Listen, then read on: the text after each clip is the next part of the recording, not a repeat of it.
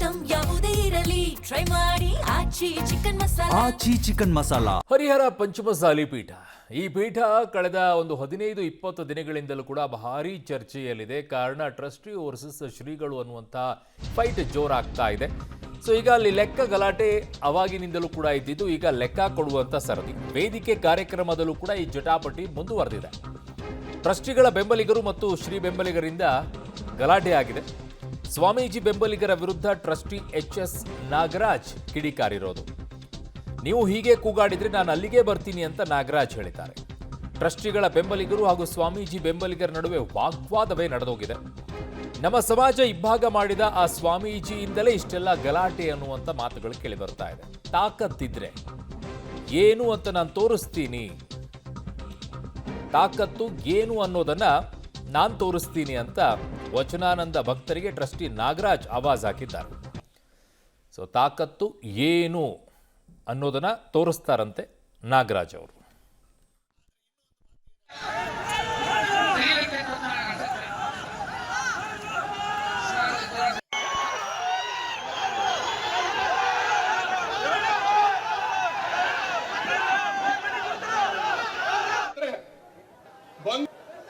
ನೀವು ಲೆಕ್ಕ ಕೇಳಿದ್ದಕ್ಕೆ ಲೆಕ್ಕ ಕೂಡ ಕರೆದಿದ್ದೀವಿ.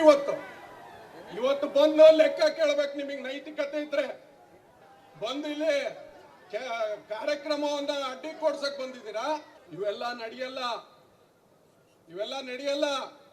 ಇವತ್ತು ಸ್ವಾಮಿ ಇವತ್ತು ನಮ್ಮನ್ನು ಒಡೆದಾಕಿದೆ.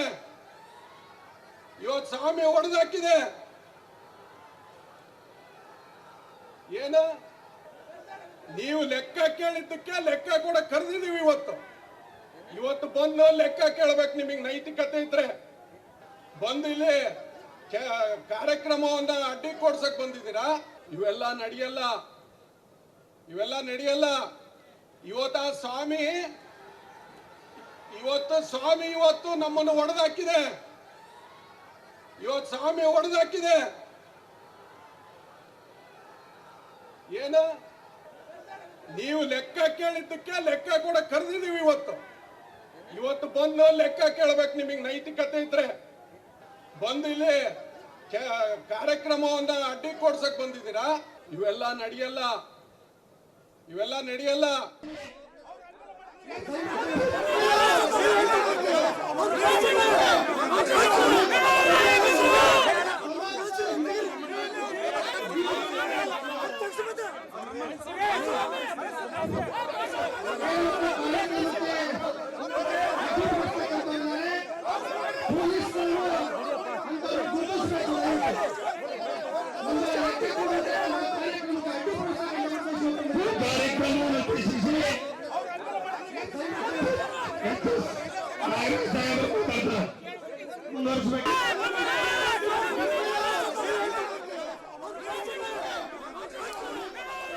ನೋಡಿ, ದುಡ್ಡು ಅನ್ನುವಂಥದ್ದು, ಆಸ್ತಿ ಅನ್ನುವಂಥದ್ದು ಹೇಗೆ ಸಮಾಜವನ್ನು ಒಡೆಯುತ್ತೆ, ಮನೆಗಳನ್ನೇ ಒಡೆದು ಬಿಡುತ್ತೆ.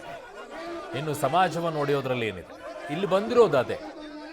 ಒಂದು ಚಿಕ್ಕ ಮಠ ಇದ್ರೆ ಅದಕ್ಕೆ ಯಾವುದೇ ರೀತಿಯಾಗಿ ಆದಾಯ ಇಲ್ಲ ಅನ್ನೋದಾದ್ರೆ, ಅದಕ್ಕೆ ಯಾವುದೇ ರೀತಿ ಆಸ್ತಿ ಇಲ್ಲ ಅನ್ನೋದಾದ್ರೆ ಯಾವ ಗಲಾಟೆಗಳು ಇರೋದಿಲ್ಲ.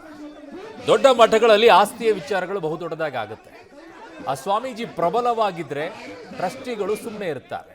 ಟ್ರಸ್ಟಿಗಳು ಪ್ರಬಲವಾಗಿದ್ರೆ, ಸ್ವಾಮೀಜಿಗಳು ನಾರ್ಮಲ್ ಆಗಿದ್ರೆ ಹೇಗೋ ಅಡ್ಜಸ್ಟ್ಮೆಂಟಲ್ಲಿ ನಡ್ಕೊಂಡು ಹೋಗ್ಬಿಡುತ್ತೆ.